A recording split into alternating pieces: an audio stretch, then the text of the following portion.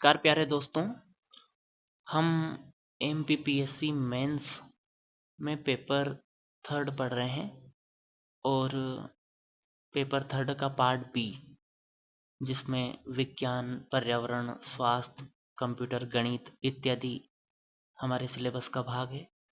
हम यूनिट 2 पढ़ रहे हैं और आज हमारा लेक्चर इंटरनेट से संबंधित है। आज हम इंटरनेट और ईमेल और इंटरनेट के साथ साथ इंटरनेट की जो संचार वाली अवधारणा है वो भी कवर करेंगे। तो मित्रों, पहले मैं आपको बता दूं क्या क्या आज के वीडियो में कवर होने वाला है। इंटरनेट हम देखेंगे, प्रोटोकॉल, इंटरनेट में क्या क्या सुविधाएं मिलती है, भारत में इंटरनेट का उपयोग, लाभ, हानियाँ, संचार प्रक्रिया को हम समझेंगे। संचार क्या है, संचार के माध्यम क्या है, कंप्यूटर नेटवर्क क्या होता है, वेब ब्राउज़र, सर्च इंजन, ये सब समझेंगे। और फिर इसके बाद हम ईमेल को समझेंगे लास्ट में। तो बिना देरी किए हुए शुरुआत करते हैं। आपसे अनुरोध है कि आप ध्यानपूर्वक सुने। साथ में नोट्स बनाना हो तो वीडियो को पॉज करके बना सकते हैं, या एक बार पूरा वीडियो देख ले और बाद में फिर नोट्स बना ले वीडियो को पॉज करके आगे बढ़ा कर। तो ये आपके लिए आसान रहेगा। खुद हाथ से नोट्स बनाएंगे तो बेहतर याद कर पाएंगे और आप रिवीजन भी कर लोगे। मैंने ये बहुत वृहद बड़ा टॉपिक है, लेकिन कोशिश की है कि इसको बहुत शॉर्ट में टू द पॉइंट पढ़ाया जाए, जो कि परीक्षा की आवश्यकता के अनुरूप रहे, है ना। डीप पढ़ने में तो कितना ही डीप पढ़ सकते हैं दोस्तों, लेकिन हमें मेंस के हिसाब से आवश्यक कंटेंट को ही पढ़ना है, तभी हमारा सिलेबस पूरा हो पाता है। चलिए, इंटरनेट। मित्रों, इंटरनेट शब्द में इंटरनेशनल शब्द का इंटर व नेटवर्क का नेट दोनों को संयोजित किया गया है और इंटरनेट को बनाया गया है। इसका अर्थ ये हुआ कि इंटरनेशनल स्तर पर जो नेटवर्क है वही इंटरनेट है। इंटरनेशनल, अब आजकल पूरा विश्व, हम चाहे भारत में हो, अमेरिका में हो, ब्रिटेन में हो, सभी कनेक्टेड हैं। सूचनाओं का लगातार आदान प्रदान चल रहा है और ये सब कुछ संभव हुआ है तो इंटरनेट के कारण ही हुआ है। तो यही इंटरनेट है। इसका हिंदी अर्थ अंतर्जाल होता है। एक ऐसा जाल मित्रों जिसने पूरे वर्ल्ड को अपने आगोश में ले लिया, अपने कंट्रोल में ले लिया है ना। तो वर्ल्ड वाइड ये जाल, इसे ही इंटरनेट कहते हैं। ठीक है, सरल भाषा में आप परिभाषित कैसे करोगे कि पूरे विश्व के कंप्यूटरों का आपस में जुड़े रहना, है ना, ही इंटरनेट है। सूचना का आदान प्रदान के उद्देश्य से निश्चित प्रोटोकॉल के तहत विश्व के सभी कंप्यूटरों को आपस में जोड़ने की व्यवस्था ही इंटरनेट है। ठीक है, और आप जितनी सहज सरल परिभाषा एग्ज़ाम में देते हो ना, है ना, जिसमें समझ आना चाहिए जांचकर्ता को, उतने ही अधिक नंबर मिलते हैं। मैंने कई सिलेक्टेड लोगों से भी बात की है, मैं खुद भी अभ्यर्थी हूँ और तो इस बात को भली भांति जानता हूँ। तो आप ये फोकस करें कि आप सरलतम परिभाषा दें और स्पष्ट दें, और पूर्णता आपकी परिभाषा में होना चाहिए। तो मित्रों, जैसा कि आप देख पा रहे हैं, नेटवर्क, इसमें जैसे ए कंप्यूटर बी से जुड़ा है, बी सी से जुड़ा है, सी ए से जुड़ा है। ये तीनों कंप्यूटर आपस में अगर जुड़े हैं, आपस में सूचनाओं को ट्रांसफ़र कर सकते हैं, तो ये एक नेटवर्क कहलाते हैं। और ऐसे अनेक नेटवर्क मिलकर एक इंटरनेट, एक ऐसी अवधारणा, इंटरनेट वाली अवधारणा सामने आती है। बहुत सारे विश्व के सभी कंप्यूटर ऑलमोस्ट जुड़े हुए हैं किसी ना किसी रूप में। आप भी इंटरनेट के माध्यम से ही मेरे तक पहुंच पाए हो, यूट्यूब पर आप पढ़ रहे हो। ठीक है मित्रों, अब इसमें इंटरनेट में प्रोटोकॉल का बहुत महत्व होता है। क्या होता है प्रोटोकॉल? प्रोटोकॉल आपने हमेशा सुना होगा कि एक प्रधानमंत्री जा रहे हैं, राष्ट्रपति जा रहे हैं, तो उनके प्रोटोकॉल के अनुसार अधिकारी व्यवस्था कर रहे हैं। प्रोटोकॉल मतलब नियमों का समूह होता है, सिंपल सा मीनिंग है ना। कुछ नियम बनाए जाते हैं इंटरनेट के लिए कि जो मैसेज भेजा जाएगा वो निश्चित जिस व्यक्ति को भेजा जा रहा है वहीं तक पहुँचे, बीच में वो कहीं दूसरी जगह ना पहुँच जाए, उसका मिसयूज़ ना हो जाए, है ना। सूचना की सुरक्षा इत्यादि सबके लिए प्रोटोकॉल बनाए जाते हैं। तो नियमों को समूह प्रोटोकॉल कहलाते हैं। अब ये मुख्यतः टीसीपी और आईपी, ये बहुत पॉपुलर है, इनका याद रखना। टीसीपी का फुल फॉर्म होता है ट्रांसमिशन कंट्रोल प्रोटोकॉल, ये ट्रांसमिशन को कंट्रोल करता है। जैसे ए कंप्यूटर से बी कंप्यूटर को डेटा ट्रांसमिट करते हैं अपन, तो इससे संबंधित नियम बताता है। दूसरा है इंटरनेट प्रोटोकॉल, आईपी। तो ये आईपी क्या होता है मित्रों, जितने भी कंप्यूटर इंटरनेट से जुड़े होते हैं उनका एक अलग एड्रेस होता है, जिसे हम आईपी एड्रेस कहते हैं, है ना। और सूचना जिस कंप्यूटर से भेजी जाती है आईपी एड्रेस के द्वारा, उसे हम ज्ञात कर सकते हैं कि किस कंप्यूटर ने सूचना भेजी है। तो इससे बहुत क्लियर हो जाती है चीज़ें। और जिस कंप्यूटर को सूचना भेजना हो उसे भी हम आईपी एड्रेस के तरह के माध्यम से आइडेंटिफाई करके सूचना भेज सकते हैं।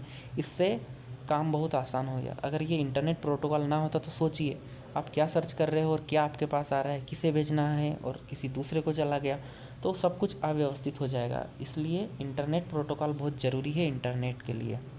आगे बढ़ते हैं, data transfer.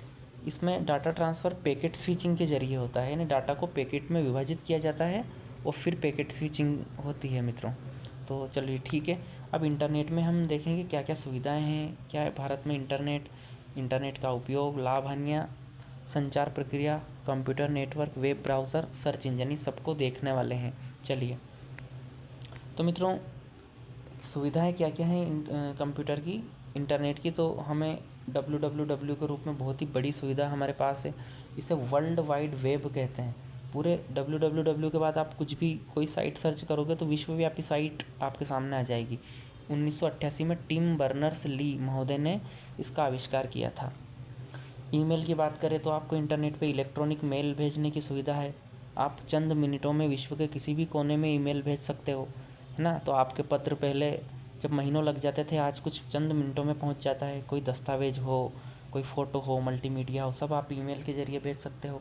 Social networking site, आप खुद अपने फ़ोन में अभी इंस्टाग्राम, फेसबुक, है ना, जैसे ही अन्य कोई सोशल मीडिया साइट चलाते हो जिससे आप समाज से कनेक्टेड रहते हो। अपनी पोस्ट डालते हो कि आज हमने गणपति बप्पा स्थापित किए, आज हम यहाँ गए, है ना, सगाई हो गई, कंग्रेचुलेशन लिख देते हो। तो ये सब क्या है, समाज से जुड़ना है। घर बैठे आप जुड़ रहे हो, खुद को साझा कर रहे हो सबके साथ में, खुद की सूचनाओं को दूसरे लोगों को जान रहे हो। तो ये कितना अच्छा सिस्टम हो गया ना।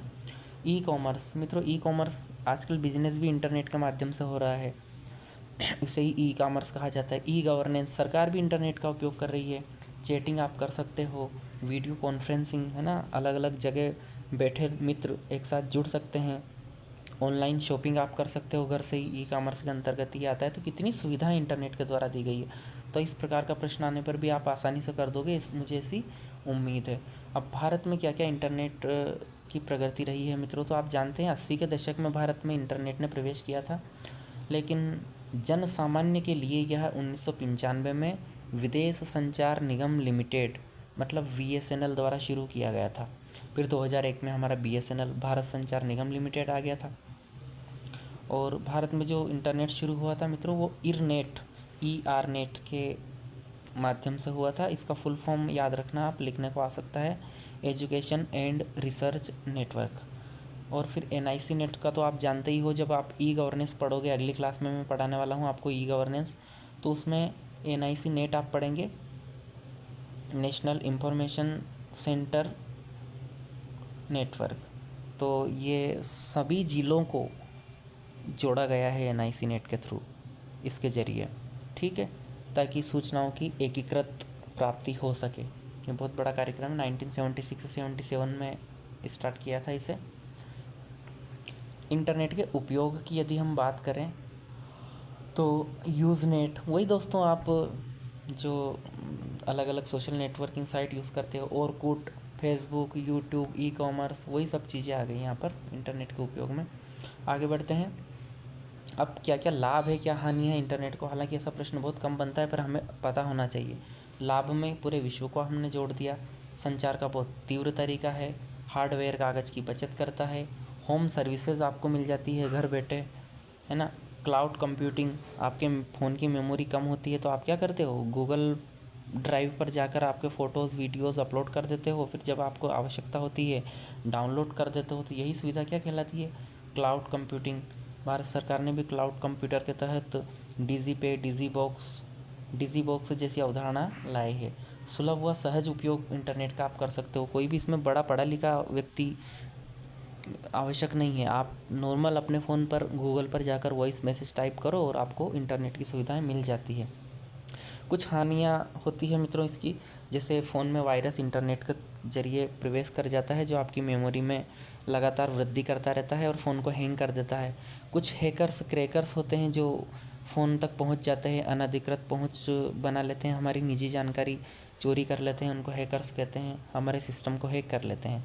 गार्बेज कचरा बहुत होता है दोस्तों, ये गार्बेज कचरे बहुत बड़ी समस्या है। जैसे आपने गूगल पर कोई सी एक वेबसाइट सर्च करी तो अनेक उससे जुड़ी हुई चीज़ें आ जाएंगी, तो उसमें छाँटने की समस्या रहती है। आप ढूंढो कर बहुत समय तक कि कौन सी हमारी ज़रूरी चीज़ें, सही आंसर होते हैं टिक साइट पर मिल नहीं पाता, वहाँ जाओ फिर तो समय बहुत लग जाता है। गार्बेज कचरे की समस्या एक रहती है इंटरनेट के साथ। साइबर क्राइम बढ़ रहे हैं दोस्तों, जैसे इंटरनेट की सुविधा आम नागरिकों के लिए है तो वो अपराधियों के लिए भी है, वो भी यूज़ करते हैं।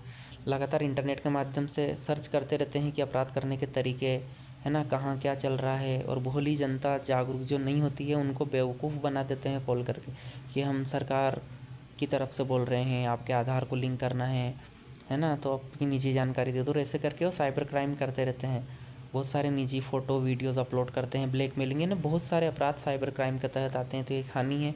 इसके अलावा नशा, इंटरनेट एक प्रकार का नशा है। यदि आप नहीं मानते इस बात को तो खुद का नेट बंद करके देखो 2-4 दिन, आपको ऐसा लगेगा अरे यार, है ना, क्या हो गया है, एडिक्टेड हो गए हो। तो ये भी एक इसका नेगेटिव पॉइंट माना जाता है।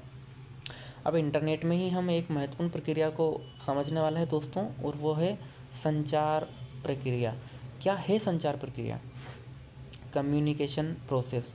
मित्रों, संचार का मतलब सामान्य भाषा में कहें तो किसी एक व्यक्ति के विचारों को दूसरे व्यक्ति तक पहुंचाना, ये भी एक संचार है और बहुत बेसिक परिभाषा यही है। और यही हम इंटरनेट के माध्यम से करते हैं। एक व्यक्ति का विचार जो कभी सूचना बन जाता है, डाटा बन जाता है, एक स्थान की घटना, इसको हम दूसरे स्थान पर पहुंचाते, यही तो करते हैं ना मत। तो अब इसमें क्या प्रक्रिया होती है, क्या क्या इसके घटक होते हैं, महत्वपूर्ण तत्व होते हैं, वो हमें पढ़ना ज़रूरी होता है। और ये परीक्षा की दृष्टि से इम्पोर्टेंट है, प्रश्न आ जाता है कि संचार प्रक्रिया को समझाइए। तो अब मित्रों इसके लिए 5 तत्वों की ज़रूरत पड़ेगी। क्या क्या? एक तो संदेश होना चाहिए, यानी कौन सा संदेश आपको भेजना है, ठीक है। अब संदेश को भेजने वाला आदमी दूसरा घटक माना जाता है, कौन उसको प्राप्त कर रहा है ये तीसरा घटक माना जाता है ना। और किस माध्यम से आप भेज रहे हो, जैसे अभी हम दोनों के बीच में माध्यम इंटरनेट है, आप वीडियो देख रहे हो तो इंटरनेट का माध्यम हो गया, है ना। तो वो अलग अलग माध्यम होते हैं, ठीक है। तो संचार अनेक माध्यम से हो सकता है।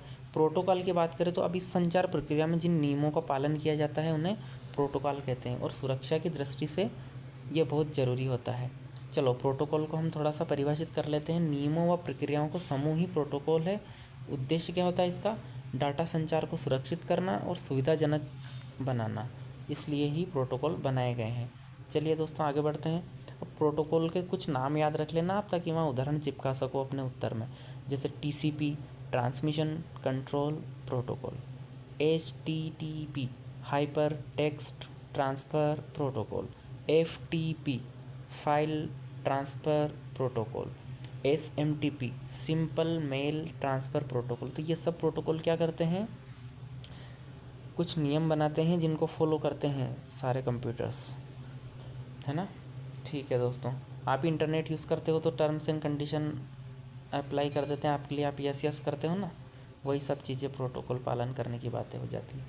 अब संचार माध्यम की हम बात करें, क्या होता है?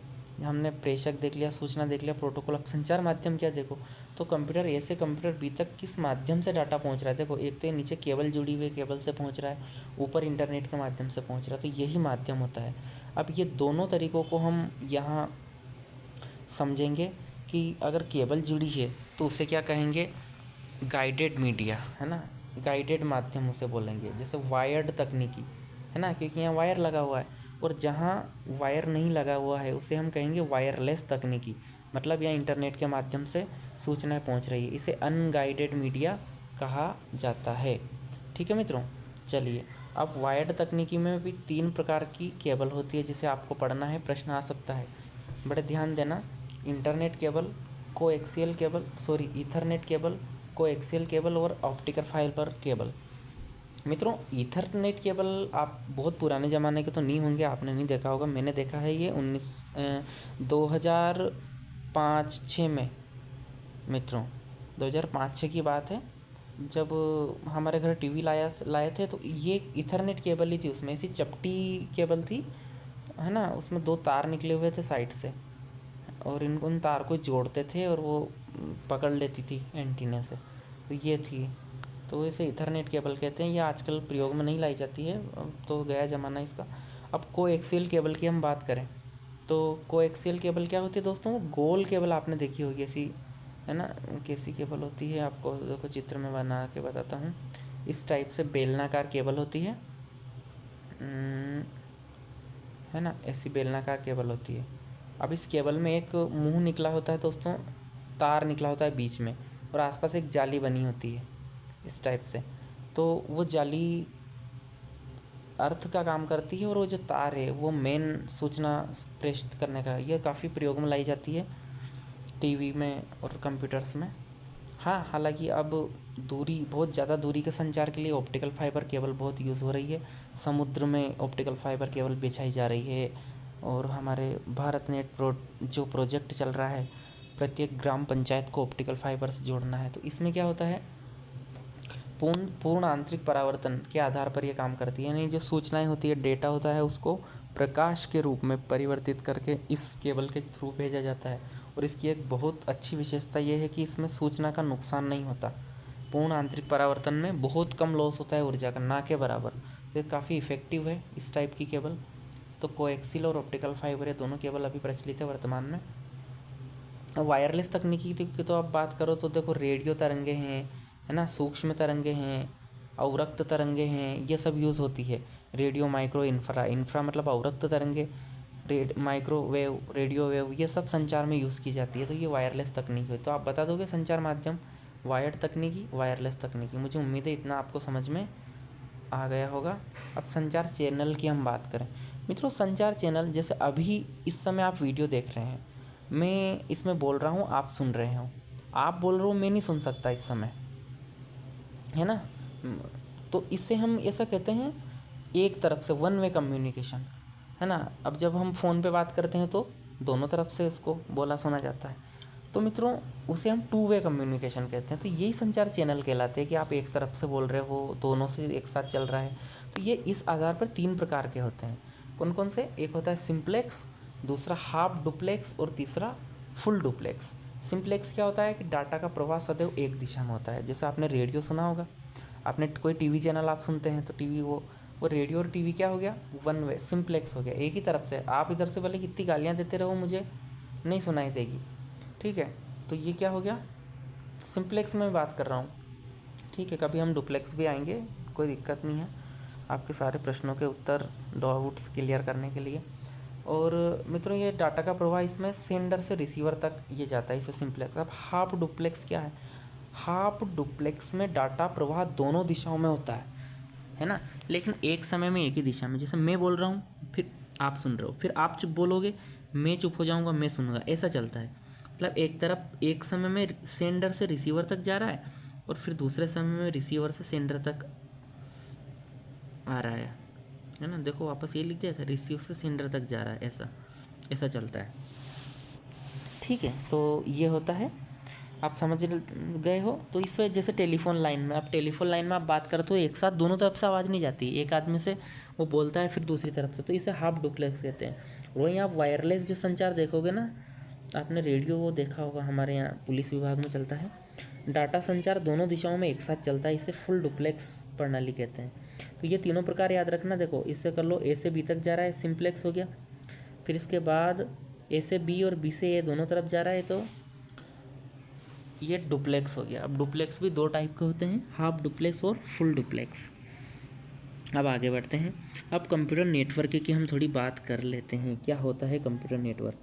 तो मैं आपको शुरू में परिभाषा बता चुका हूँ कि कंप्यूटरों को आपस में जोड़ने से एक नेटवर्क का निर्माण होता है, और ये छोटे से छोटा और बड़े से बड़ा हो सकता है। सबसे बड़ा से बड़ा नेटवर्क तो इंटरनेट है ही सही, कंप्यूटर नेटवर्क। लेकिन छोटे नेटवर्क भी होते हैं, जैसे आपके घर के कुछ कंप्यूटर्स को जोड़ दिया, है ना। तो देखिए, इनके आधार पर ही कंप्यूटर नेटवर्क के अलग अलग नाम बताए गए हैं, जैसे लेन, मेन, वेन, पेन, है ना, ये सब। चलिए, तो लेन सबसे पहले देखेंगे। लेन का फुल फॉर्म होता है लोकल एरिया नेटवर्क, है ना मित्रों। और लोकल एरिया नेटवर्क सीमित क्षेत्र के लिए होता है। लोकल एरिया, आप अर्थ लगाओ ना शब्द का, तो लोकल एरिया की बात चल रही है ना, बहुत छोटे एरिया की बात चल रही है। ये सीमित क्षेत्र में मतलब 0 से 2 किलोमीटर के एरिया में होता है। कोई जैसे यूनिवर्सिटी विश्वविद्यालय है तो उसमें कोई फैक्ट्री है, कैफ़े है, तो इनके नेटवर्क को लोकल एरिया नेटवर्क। और इसमें कोएक्सियल केबल का यूज़ होता है, वायर्ड तकनीकी होती है ना, उस टाइप की केबल मैंने आपको बताई थी, उसका यूज़ होता है। बस टोपोलॉजी का यूज़ होता है। बस टोपोलॉजी एक लीनियर टोपोलॉजी है दोस्तों, जैसे एक वायर जा रहा है, इससे सारे कंप्यूटर जोड़ दिए जाते हैं, एक इधर एक इधर एक इधर एक इधर, ठीक है। तो ये हो गया लोकल एरिया नेटवर्क। एक होता है metropolitan area network, metropolitan area network. इसका फुल फॉर्म याद रखना है आपको, है ना। इसको संक्षेप में मेन भी कहते हैं। शहर में स्थित निजी या सार्वजनिक नेटवर्क ये होता है। कोई सी भी एक सिटी है, उसमें कोई सा भी निजी कंपनी ने यदि अपने सर्विस देने के लिए अलग अलग जगह कंप्यूटर लगाए हैं, उनको जोड़ने से जो व्यवस्था बनती है उसे मेन कहा जाता है, ठीक है। कोई सार्वजनिक भी हो सकता है या सरकारी भी हो सकता है। 50 किलोमीटर की लगभग इसमें औसतन त्रिज्या मानी गई है। ऐसा कोई निश्चित नहीं है, लेकिन लगभग ऐसा होता है कि 50 किलोमीटर या इस बिंदु से 50 किलोमीटर इधर, 50 इधर, 50 इधर, है ना, चहूँ और 50 किलोमीटर का इतना एरिया जो हो यदि, तो उसे हम मेन कह सकते हैं, लेन नहीं कहेंगे फिर इतना बड़ा। तो बहुत सारे लेन को इसमें जोड़ देते हैं, जैसे इस एरिया के लेन जुड़े हुए हैं, इधर के लेन, है ना, इसको जोड़ दो, मेन बन जाएगा, है ना। इसमें भी टीवी केबल यूज़ होती है, कोएक्सियल केबल यूज़ होती है दोस्तों। अब हम बात करेंगे वेन की, WAN। ये क्या है? ये वाइड एरिया नेटवर्क है। अब देखो, नेटवर्क है ये, है ना, नेटवर्कों का नेटवर्क। पूरे विश्व के कंप्यूटर्स को अगर आप जोड़ दो तो वेन बन जाएगा मित्रों, ठीक है, याद रखना। अब है पेन क्या है? Personal area network. दोस्तों एग्जांपल के लिए आपने अपने घर में ब्लूटूथ और स्पीकर को जोड़ दिया, आपकी वॉशिंग मशीन को आपने कनेक्ट कर दिया आपके फ़ोन से, ऐसे ऐप आने लगे हैं, ऐसी मशीन आने लगी है, तो ये जो नेटवर्क बनता है ना, इसे पर्सनल एरिया ना, आपका एक व्यक्ति विशेष का दायरा जितने क्षेत्र तक है उसको अगर वो जोड़ करके एक जगह कंट्रोल यूनिट बनाता है उसकी, तो उसे पेन कहते हैं ये नेटवर्क।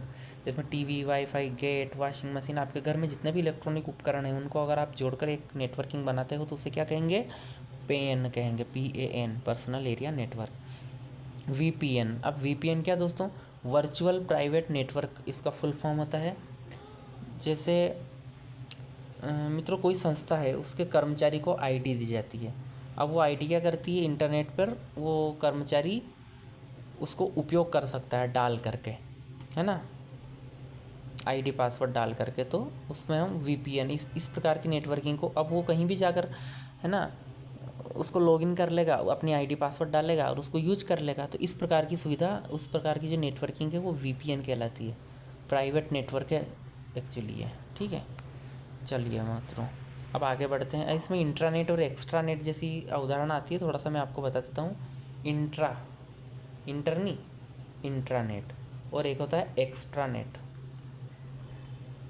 तो मित्रों सिंपल सी चीज़ है, यदि कोई कंपनी है, उस कंपनी के सारे कर्मचारी आईडी पासवर्ड से उस कंपनी के आंतरिक काम को यदि कर रहे हैं, है ना, जैसे पुलिस विभाग का उदाहरण लेते हैं, तो पुलिस विभाग में क्या है कि सारे थानों को एक आईडी पासवर्ड दिया गया है कि आप FIR लिखोगे तो इस आईडी पासवर्ड से लॉगिन करके इस पर लिख दो, ताकि पूरे मध्य प्रदेश की FIR एक साथ आ सके। तो इस सुविधा को कहेंगे इंट्रानेट। सभी को आईडी पासवर्ड दे दिया, हर थाने के TI साहब को, है ना, हम लोगों को, मुझे भी दी हुई है, तो ये करते हैं। दूसरा है एक्स्ट्रानेट। तो मित्रों एक्स्ट्रानेट में क्या होता है? हम उस विभाग, उस संगठन के अलावा भी आईडी पासवर्ड दे देते हैं। जैसे पुलिस विभाग ने जनता को एक वेबसाइट दे दी कि जाओ आप FIR कर सकते हो इंटरनेट पे जाकर, है ना मित्रों, ऐसा होता है ना। आप घर बैठे भी सरकार के किन्हीं विभागों में आवेदन, तो उसको बोलते हैं एक्स्ट्रानेट, ठीक है। ये हो जाता है इंट्रानेट, एक्स्ट्रानेट। अब हम नेटवर्क टोपोलॉजी कहते हैं, याद करते हैं क्या होता है नेटवर्क टोपोलॉजी। बहुत आता है प्रश्न मेंस में, तो याद रखना, और प्री में भी आता है। चलिए देखते हैं क्या है नेटवर्क टोपोलॉजी। मित्रों कंप्यूटर को हम जोड़ने से नेटवर्क बनाते हैं। अब वो कंप्यूटर को कैसे जोड़ा, यही नेटवर्क टोपोलॉजी है, बस और कुछ नहीं। ज़्यादा लोड मत लेना। देखो कंप्यूटर को जोड़ने के तरीके को किस तरीके से जोड़ा, जैसे एक कंप्यूटर के बगल में एक जोड़ा, फिर उसके बगल में एक जोड़ा, है ना, ऐसे ऐसे करके आपने जोड़ा है, या एक कंप्यूटर के इधर एक, ऊपर एक, ऐसे जोड़ा, यही तो टोपोलॉजी है। मतलब नेटवर्क की भौतिक संरचना, नेटवर्क की भौतिक संरचना को टोपोलॉजी कहते हैं। ठीक है, अब आपको समझ में आ गया होगी। अब जैसे ये मैं आपको उदाहरण बता रहा हूँ, ये पहला उदाहरण मैंने बताया है बस टोपोलॉजी का, है ना। ऐसे रोड पर बस चलती है ना, हर स्टेशन पर रुकती है। ये रुक गई राजगढ़ में या आगर मालवा में, है ना, ये गुना में या अशोकनगर में, ये शिवपुरी में, और ये ग्वालियर तक पहुँच गई एक बस। तो ये बीच में सीधे रोड पर जा रही है। तो ये इसी प्रकार से कंप्यूटर की केबल है, और ये कंप्यूटर यहाँ एक यहाँ, इसलिए इसको बस टोपोलॉजी कहते हैं, क्योंकि एक रेखिक टोपोलॉजी होती है सीधी। तो संरचना बन गई। दूसरा एक ये स्टार टोपोलॉजी का उदाहरण मैंने लिया है। आपने तारा देखा होगा आकाश में, ऐसे चमकता है ना, ऐसे। इस टाइप से यदि हम कंप्यूटर को जोड़ते हैं कि बीच में आपका एक कंप्यूटर है, एक उत्तर में, पूर्व में, पश्चिम में, दक्षिण में और मध्य में भी, ऐसे आसपास कंप्यूटर हम अपने जोड़ देते हैं, तारे की भांति चमकते हैं ना, इसलिए इसको स्टार टोपोलॉजी कहते हैं, और कुछ नहीं। ऐसे प्रश्न बनेंगे, बस आपको ध्यान देना है, बस शब्द को समझना है और उत्तर आराम से बता दोगे। तो कौन कौन सी होती है नेटवर्क टोपोलॉजी, आइए समझते हैं। बस topology, ring topology, star, mesh topology होती है, ट्री टोपोलॉजी, हाइब्रिड टोपोलॉजी। ठीक है, हाइब्रिड का मतलब तो दो टोपोलॉजी को मिला करके जो टोपोलॉजी बनती है वो हाइब्रिड कहलाती है। चलिए शुरुआत करते हैं। बस टोपोलॉजी क्या होती है? बस, मैंने आपको बताया एक सिग्नल केबल, है ना, एक सिंगल केबल लिख लो, एक सिंगल केबल द्वारा अनेक कंप्यूटर को एक लाइन से जोड़ देना। ये ऐसे उदाहरण बताया था मैंने वो। इसके लाभ क्या होता है? एक कंप्यूटर में त्रुटि आने पर, है ना, नेटवर्क पर प्रभाव नहीं पड़ता। जैसे ये ऐसे ऐसे जुड़े हुए हैं सिंगल केबल में, बीच में ये ऐसे जुड़े, तो एक कंप्यूटर यहाँ, अगर ये ख़राब हो गया तो डाटा है अपना वो जा रहा तो जा ही रहा है, ये सब चलते रहेंगे। ये इसकी रहती है, और थोड़ी ये अपेक्षाकृत सस्ती है। अब है ना, रिंग टोपोलॉजी की बात करें। रिंग मतलब आपने अंगूठी पहनी ना, उसे रिंग कहते हैं, वही अंगूठी। तो अंगूठी वो क्या होती है? जैसे मान लो बस टोपोलॉजी है हमारी ऐसे, अब इसको अपन इधर ऐसे मिला दो, एक लंबा तार है, उसको अगर ऐसे घड़ी करके गोल कर दो तो वही रिंग बन जाएगा कि नहीं? तो यही सेम सिस्टम है। जब हम बस टोपोलॉजी के अंतिम बिंदुओं को दोनों को मिला देते हैं, है ना, तो वो ऐसा गोलाकार बन जाएगा नहीं? तो बनेगा कि नहीं बनेगा?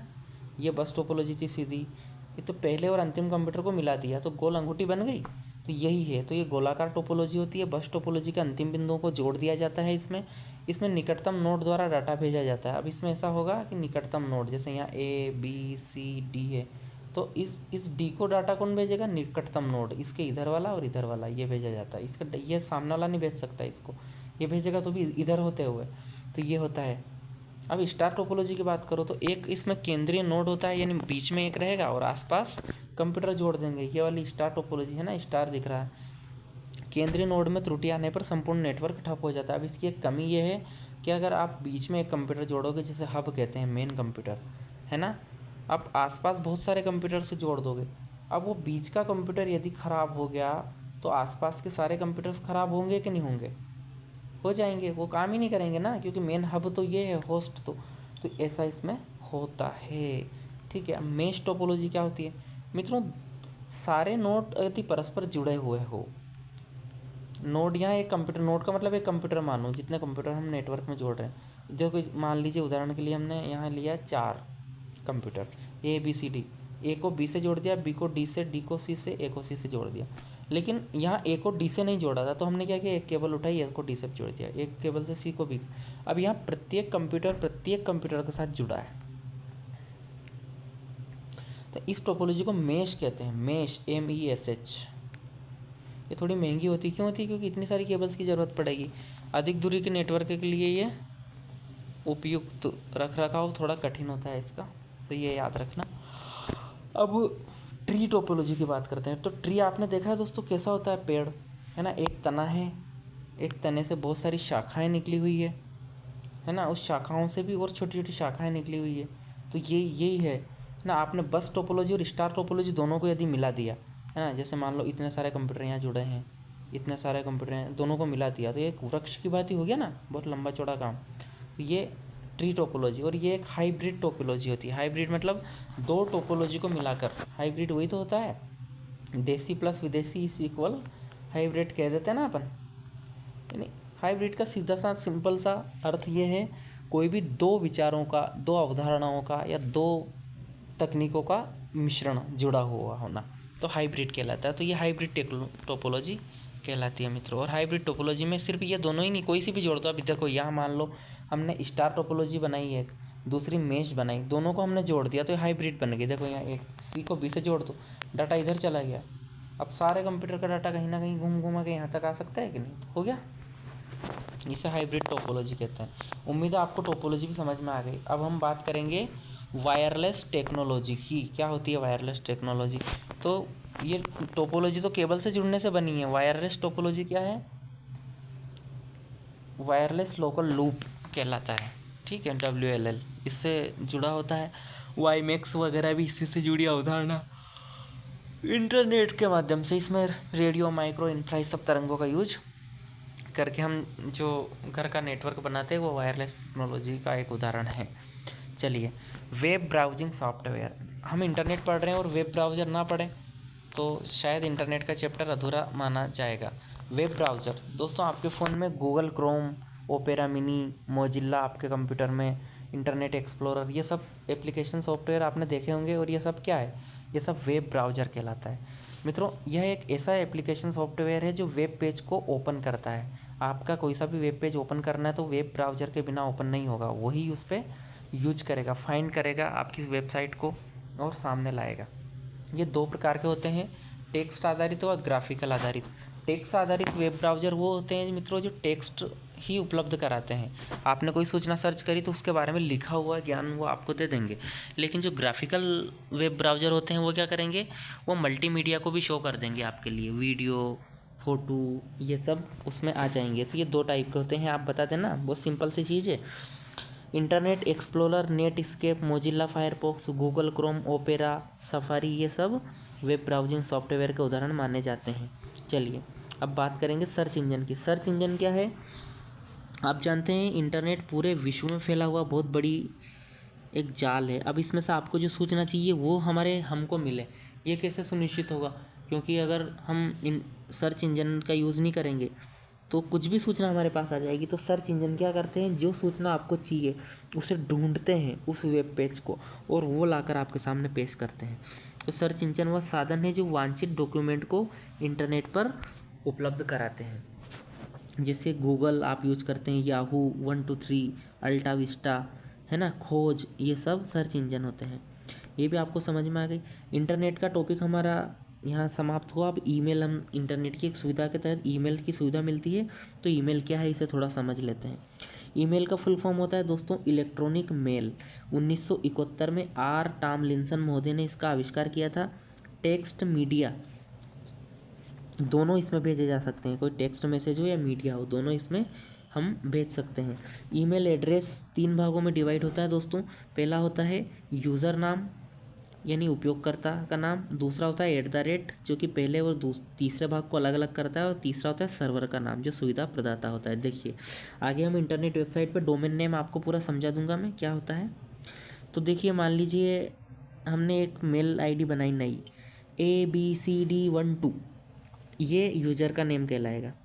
@ तो सेपरेटर, वो अलग करने वाला, जैसा मान लो इसको, और बाद में gmail.com। तो ये gmail.com उपयोगकर्ता का नाम व उपयोगकर्ता को सुविधा देने वाला, उपयोगकर्ता के नाम को अलग तो @ कर रहा है, उसको सुविधा देने वाला हो गया, ठीक है। ये तो आप याद रखोगे, बहुत आसान है। चलिए, अब मैं URL में आपको और अच्छे से समझा देता हूँ। जैसे आपने कोई सी URL देखी होगी, आप सर्च करते हो तो ऊपर देखना, उसमें लिखा वो वेबसाइट का पता रहता है, जिसमें HTTP फिर ऐसे बिंदु ऐसे बना होता है, फिर www.youtube.com, फिर ऐसे /आनंद शर्मा /playlist। अब ये मैंने मेरे मान लो एक URL बनाता हूँ ताकि आप पहुँच पाओ, तो ऐसा बनाऊँगा। तो क्या क्या होता है देखो, जो HTTP होता है ना, ये तो होता है प्रोटोकॉल। प्रोटोकॉल क्या है मैं आपको समझा चुका हूँ। www क्या है? इसे सब डोमेन कहा जाता है। ये ऐसे डंडे तो सेपरेटर हो गए, सब डोमेन। यूट्यूब क्या है? डोमेन। मेन आप यूट्यूब के वीडियो पे पहुंचना चाहते हो तो यूट्यूब डोमेन कहलाएगा। यूट्यूब के पहले का www सब डोमेन कहलाएगा, ठीक है। .com क्या रहेगा? टॉप लेवल डोमेन इसे हम कह देते हैं, है ना। आनंद शर्मा क्या है? डायरेक्टरीज ये होता है, यानी किसके चैनल पे हमें जाना है।